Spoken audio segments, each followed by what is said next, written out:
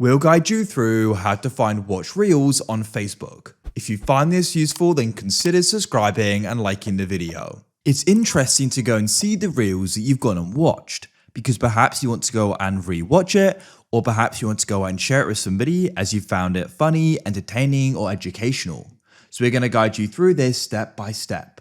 Make sure you watch this full guide and don't skip ahead, otherwise you may go and miss an important part of this guide. So to go and get started, you actually need to go and navigate to the Reels page. So you can go and press Reels at the bottom, or press the three lines in the top left.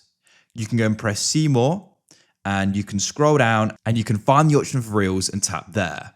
Now, what you need to do is you're looking for the three lines in the top right. At the moment, it's not showing, so you need to go and scroll up and then you can see it. Press those three dots in the top right, and then you can go and see we've got the option for history. So you can go and tap there, and then you can go and see the reels you've watched. And what you can do is you can go and tap on it again, and you can access it and rewatch it, or go and share it, or do what you want to with it.